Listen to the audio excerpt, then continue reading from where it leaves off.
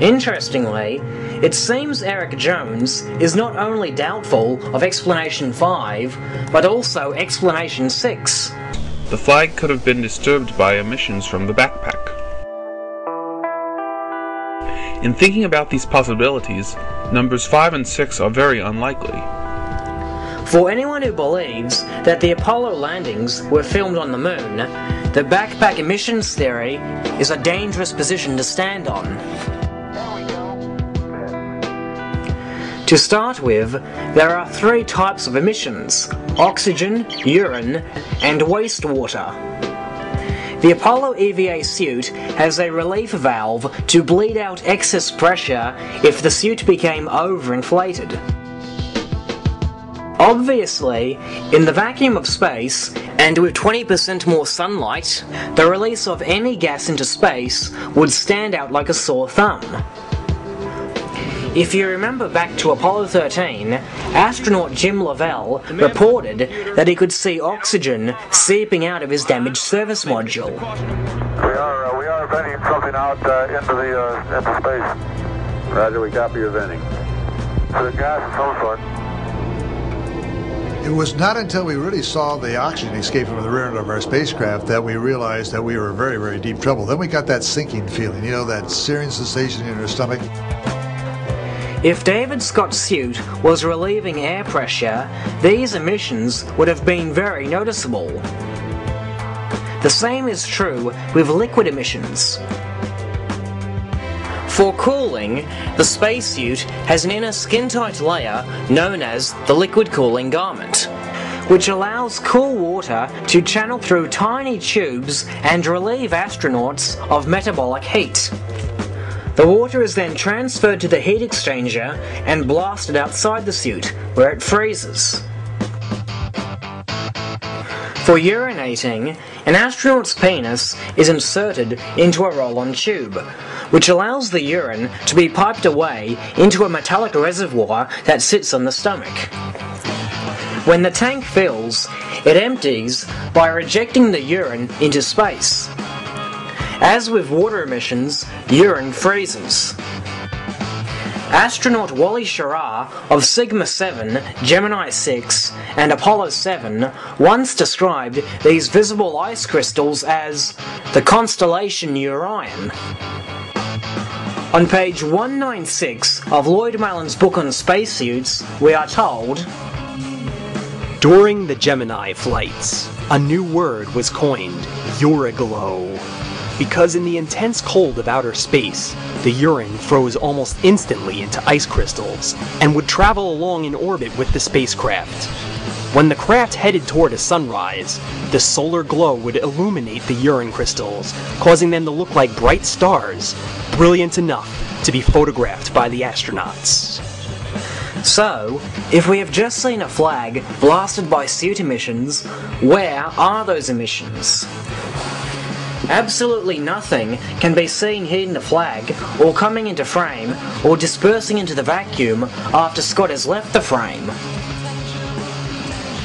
Due to the total lack of visible emissions, it can be confidently stated that the backpack emissions theory is, unequivocally, busted.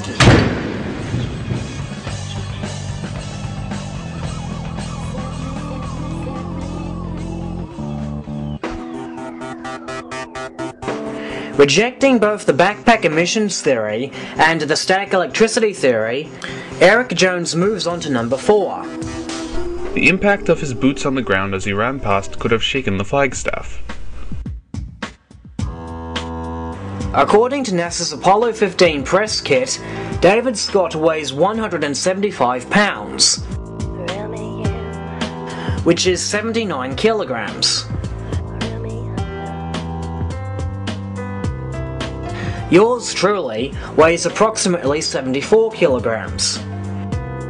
In other words, the Apollo 15 command pilot and the grandson of the Apollo moon hoax theory have near identical weights. Taking full advantage of this, we decided to test the footsteps theory. For this experiment, my bed sheets were allowed to hang loosely from my mattress. they will act as the Apollo 15 flag. If this movement was caused from the shock waves produced by David Scott's feet hitting the lunar surface, we should have no trouble in moving these sheets. As you can see, walking past these sheets produces absolutely no visible movement, and I must stamp my feet in order to create the bed sheets to flutter. Of course, this is when I'm standing right up to the bed. Watch what happens when I stand further away and jump like I've never jumped before. Do you see the sheets waving?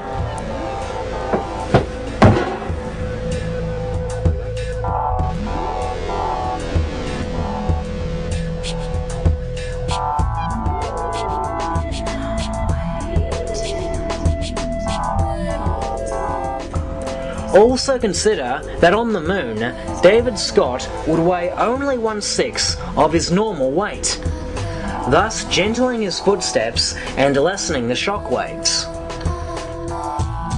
It seems Eric Jones is also quick to shoot down this theory. Dave probably doesn't get close enough to the flagstaff for his footballs to have any noticeable effect. With this statement, together with these results, it can be confidently stated that the footsteps theory is, unequivocally, busted.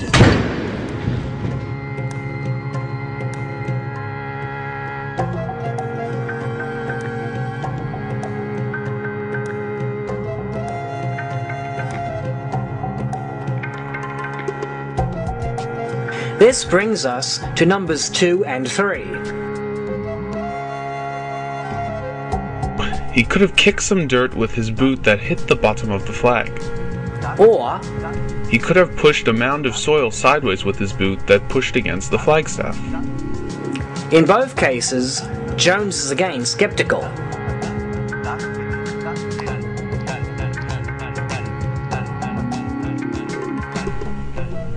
The possibility that Dave kicked some dirt high enough to hit the bottom of the flag is not out of the realm of possibility.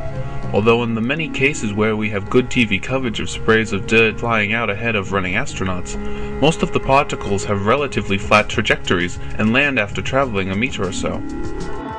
To illustrate a point, here is an example from Apollo 11, showing Buzz Aldrin's famous Dance Across the Moonscape. The arcs of dust he is kicking up are thick and quite noticeable. Now compare that with the Apollo 15 video. Do you see any heaps of dust hitting the flag or its pole? I'll tell you a story. And as Eric Jones concludes, My impression is that few, if any, particles go above knee height. taking into account the absence of any noticeable heaps of dust seen in the video and the implausibility of particles coming into contact with the flag, it can be confidently stated that the dust impact theory is unequivocally busted.